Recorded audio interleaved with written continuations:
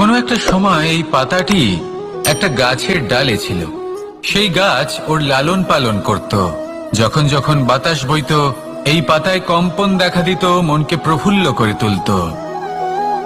কোনো একদিন এই পাতা গাছের ডাল থেকে ঝরে পড়ে গেল। নিঃসন্দেহে ও নিজের স্বাধীনতা পেল, কিন্তু আস্তে আস্তে শুকিয়ে গেল, নিষ্প্রাণ হয়ে গেল। দেখুন, আমি এই কথা বলছি না যে স্বাধীনতা অনুচিত, কখনোই না। কিন্তু যে কোনো পরিস্থিতিতে স্বাধীন হতে চাওয়া এটা নিশ্চিত রূপে অনুচিত। আমরা যদি আমাদের জীবনে পরিবারের গুরুত্ব ভেবে দেখি, তাহলে এই পরিবারে যতই মতভেদ থাকুক না কেন, যতই মনোমালিন্য থাকুক না কেন, যতই বিবাদ থাকুক না কেন, এই সব মিটিয়ে নেওয়া অত্যন্ত প্রয়োজনীয়। সেই সবকিছু সমাপ্ত করা অত্যন্ত প্রয়োজনীয়। কখনো এই পরিবারকে ভাঙতে দেবেন না, কখনো এই পরিবার থেকে দূরে চলে যাবেন না। এই পরিবার হলো আমাদের জীবনের একটা অমূল্য সম্পদ, অমূল্য এক আশ্রয়, যা এই সংসারে হয়তো কোথাও আপনি পাবেন না। তাই একে আগলে রাখুন। ভেবে নিন, আপনি পাতা আর আপনার পরিবার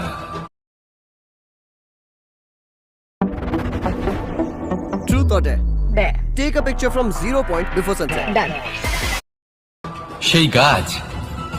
আসুন আমার সাথে ভালোবেসে বলুন, রাধা রাধা। অনেক সময় আমরা জীবনে অনেক মানুষকে এমন বলতে শুনে থাকি যে আমি অসফল হয়েছি কারণ আমার সময় ভালো যাচ্ছিল না। আমি এই জিনিসটা লাভ করতে চাইছিলাম কিন্তু করতে পারলাম না কারণ আমার সময়টা ভালো যাচ্ছিল না। আমি আমার জীবনে ওই মহান কাজটা করতে চাইছিলাম কিন্তু করতে পারলাম না। কেন? কারণ আমার সময়টা ভালো যাচ্ছিল না। কিন্তু যে মুহূর্তে ভালো সময় আমার জীবনে আসবে, আমি সব কিছু প্রাপ্ত করব। এমন প্রায় প্রত্যেকেই বলেন। আসুন একটা কথা বোঝা যাক। একজন মালিকে দেখুন, সে প্রত্যেক দিন গাছের সেবা করে, তাকে জল দেয়, তার যত্ন আত্তি করে। কেন? প্রত্যেক দিন সেই গাছ ফল দেয় না। সঠিক সময় এলে তবেই সেই গাছ ফল দেয়, কিন্তু প্রত্যেক দিন মালি তার সেবা করে, তাকে যত্ন করে। শুধুমাত্র তখন করে না যখন সেই গাছ ফল দিতে সক্ষম। আর যদি মালি গাছের যত্ন প্রতিদিন না করে, তাহলে হয়তো সেই গাছ ফল দিতেই পারবে না। এটাই হলো আমাদের জন্য একটা শিক্ষা। যখন সময় আমাদের জন্য অপেক্ষা করে না, তখন আপনি সময়ের জন্য কেন অপেক্ষা করছেন? ভালো সময়ের জন্য অপেক্ষা করবেন না। ভালো এবং শুভ কর্ম দ্বারা ভালো সময়কে নিজের কাছে টেনে আনুন।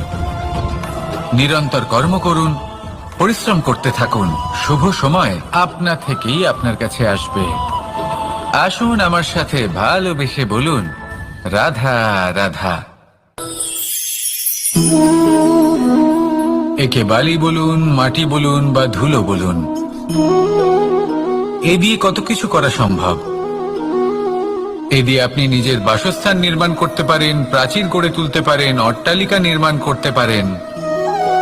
কিন্তু যদি এই বালিকে আপনি মুষ্টিবদ্ধ করে রাখতে চান, তাহলে তা হাত থেকে ফসকে যাবে। আপনি কখনোই একে মুষ্টিবদ্ধ করতে পারবেন না। এরকমই হয় আমাদের জীবন, আর এরকমই হয় সময়। এই মুষ্টিবদ্ধ করা বালির মতো। সময়কে আমরা বাধা দিতে পারবো না, আটকেও রাখতে পারবো না। এ হলো প্রবাহমান। জন্ম থেকে মৃত্যু পর্যন্ত এই যে সময়, তা খুবই সীমিত।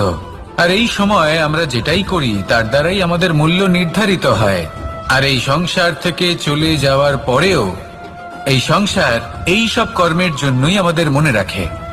তাই যদি আপনি এটা ভাবেন যে আজ যে কর্ম করার ছিল আমি না হয় কাল করে নেব, কাল আমার লক্ষ্যে পৌঁছানোর কথা ছিল আমি পরশু পৌঁছবো, না, এই সময় খুব মূল্যবান, একে নষ্ট করবেন না।